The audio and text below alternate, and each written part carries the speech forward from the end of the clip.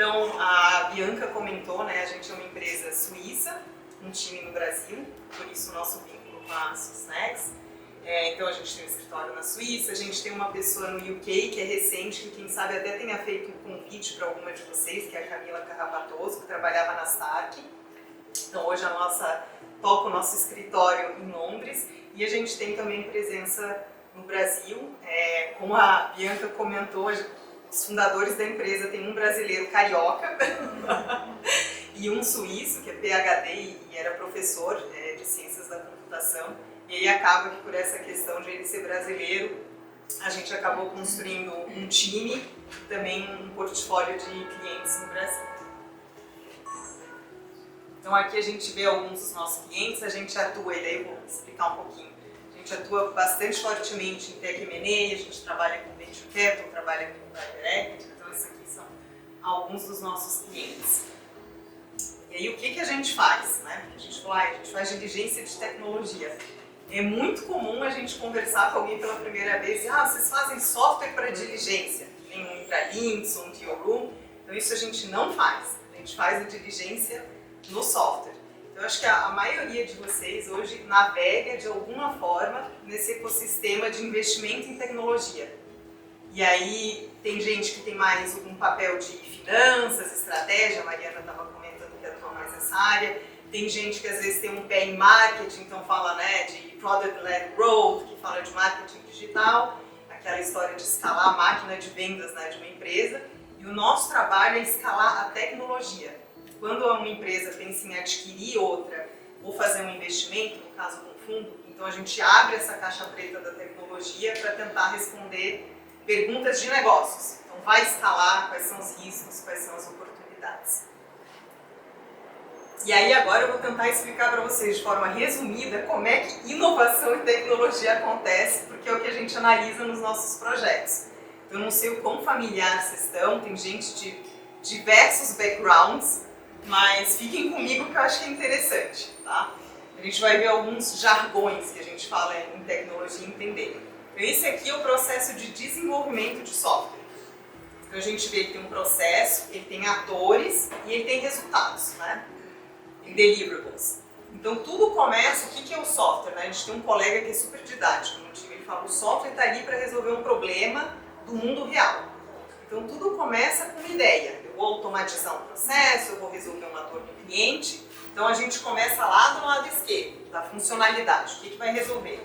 E aí no processo, geralmente, quando você olha o organograma de uma empresa, os atores que atuam nessa parte das ideias, o que vai resolver, são os analistas de negócio, são os Product Owners, os Product Managers, então esse pessoal está ali na esquerda. Mas por enquanto é um plano.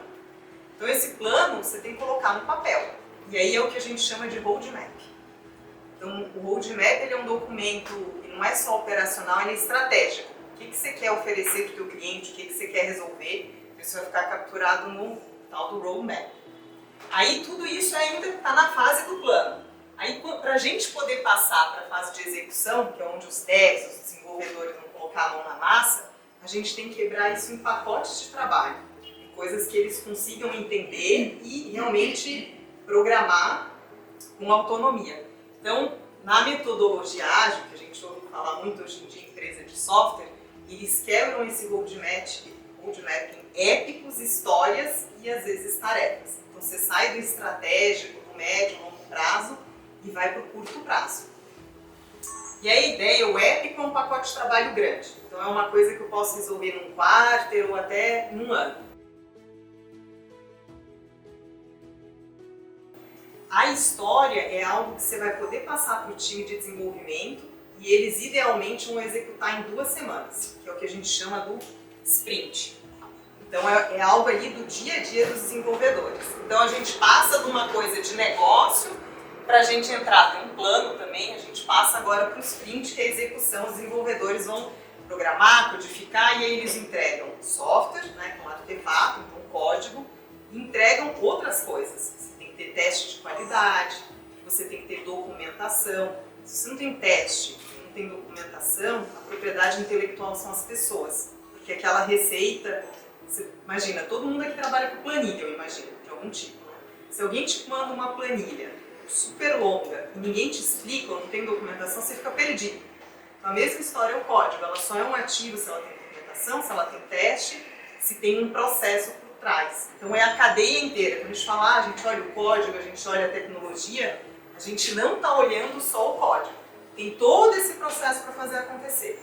E aí tem uma integração no final, e aqui é onde o valor é criado. Então sai do ambiente daqui para cá, eles chamam de ambiente de desenvolvimento. Então eles estão programando, cada um no seu computador, está na nuvem. Aqui é o momento em que aquele pedaço de software é integrado, que é o que eles chamam de deploy, no código, no produto que está visível para o usuário. E aí, às vezes, isso é feito de forma, sei lá, cada 2 semanas, cada mês, e às vezes você junta os pacotes. Por exemplo, todo mundo recebe notificação de atualização do sistema operacional. Eu imagino, sei lá, né, enfim, Mac, Windows, que quer que seja Google, você não vai querer receber todo dia. Então, eles juntam alguns pacotes, né, para daí sim você receber uma notificação e fazer receber aquela novidade, aquilo ficar visível para o usuário. Então, o valor, ele só é criado aqui no final. E a gente olha esse processo justamente para... É isso que a gente vai analisar dentro de uma empresa. E aí a gente analisa sempre pessoas, falando de desenvolvimento de software, né? A gente vai analisar pessoas, porque como eu falei, não é só o código, né? Hoje em dia está super competitivo, está super difícil, né? Você contratar devs. Então, é uma dor das empresas de tecnologia, né? Então você tem que olhar pessoas, como que você vai treinar, o que elas podem entregar, né? Como é que funciona a coordenação. Você vai olhar processo, porque não adianta ter um código lindo, mas todo o processo ser embolado e você demorar, você tem atraso, porque daí o que acontece? Você não tem a entrega de valor para o cliente.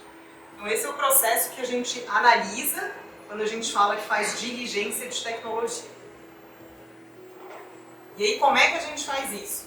Então tem muita empresa que fala, eu vou investir, ou eu estou olhando uma empresa de software.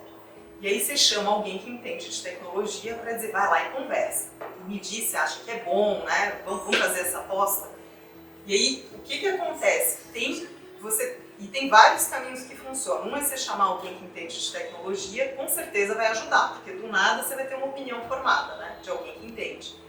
Mas quando você pega uma opinião assim, o que acontece? A gente brinca que é a diferença entre fazer uma visita guiada e se entrar na cozinha. A gente entra na cozinha da empresa com autorização, né, para ver como as coisas funcionam. Quando você põe alguém para conversar, aquela pessoa vai te mostrar. Você consegue avaliar o grau de maturidade da equipe numa conversa, mas você não consegue olhar todo o processo. Será que eles são organizados? Porque para isso você precisa de métrica, você precisa de número. Né? E aí o que a gente faz? A gente trabalha com número, a gente trabalha com dados. E aí, apesar da gente ser uma empresa de serviços, né, a gente faz consultoria, nessa, enfim, diligência de software, a gente tem um ferramental nosso que vai capturar todos esses dados daquele processo para fazer um raio-x.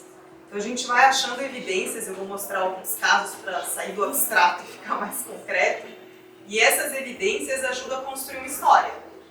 Então você vai achar às vezes pérolas, coisas que não esperava que são ótimas, você vai achar gargalos. E aí o nosso papel é conectar essas coisas lá do black box de tecnologia com negócios. O que vai impactar na tese de investimento? Será que eu vou escalar? Quem que eu preciso contratar?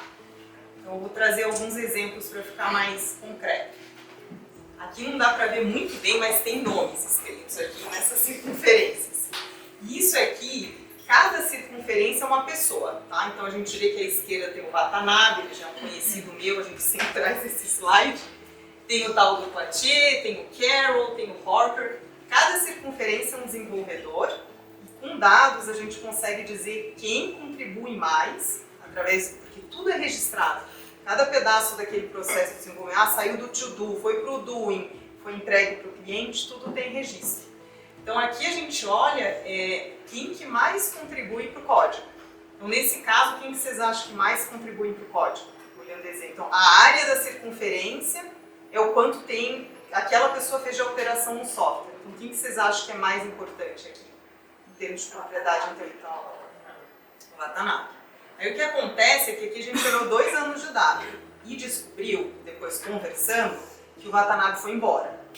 Então você vê assim, é um deal breaker? Não necessariamente, mas aí você vai olhar qual é o tamanho da aplicação, qual é a complexidade, tem documentação, tem teste, para como é que o restante do time vai conseguir entregar valor e evoluir a aplicação sem o nada.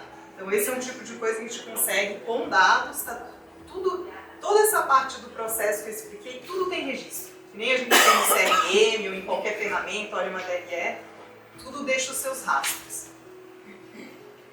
Aí aqui a gente olha, a gente está falando de pessoas, aqui a gente vai olhar de processo.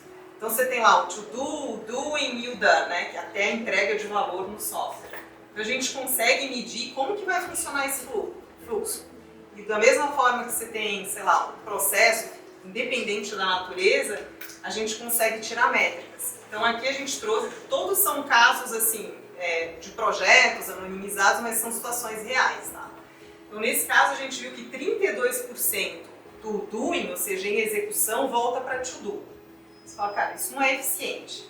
E aí a gente vai investigar e tentar entender por que aquilo está acontecendo e aonde que você tem que mexer para destravar esse gargalo. Então, uma das causas é, por exemplo, aquelas histórias que se passa para o desenvolvedor o que tem que ser feito, não está bem descrita. Então ele está em execução falando, não, mas eu estou com dúvida, mas isso aqui mexe em outra coisa, e volta para o to-do para definir melhor, para ele começar a trabalhar de novo. Então todas essas métricas de velocidade, de processo, a gente traz também para identificar o que está bem e o que precisa ser melhorado nesse fluxo de desenvolvimento. E aí esse é o último exemplo que a gente pegou. Esse exemplo é de cycle time, então é tempo para entrega. Que dentro daquele fluxo, tem que lembrar, a entrega de valor é só quando o software, né, a aplicação está disponível para o usuário. Ele enxerga aquilo, é ali que é inovação, é ali que você consegue reter, é ali que você consegue ganhar novos clientes. Então aqui a gente vê quanto que um time de desenvolvimento, ao longo de cada trimestre, de cada quarter, historicamente leva para entregar. E a gente vê que no início está ótimo, tá? É 18 dias. 8 dias a mais ou menos as 2 semanas do sprint. Depois você começa a ver que tem problema. Ao invés de 2 semanas, está levando 45 dias. Depois está levando 65. Depois melhorou um pouquinho, é 60.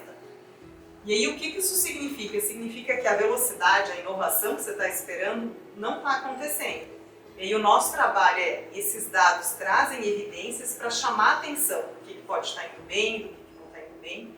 E aí, em conversa com o time, a gente vai tentar entender o que está por trás para sair com um plano de ação. Como é que melhora, como é que a gente ajuda essa empresa a escalar do ponto de vista de tecnologia.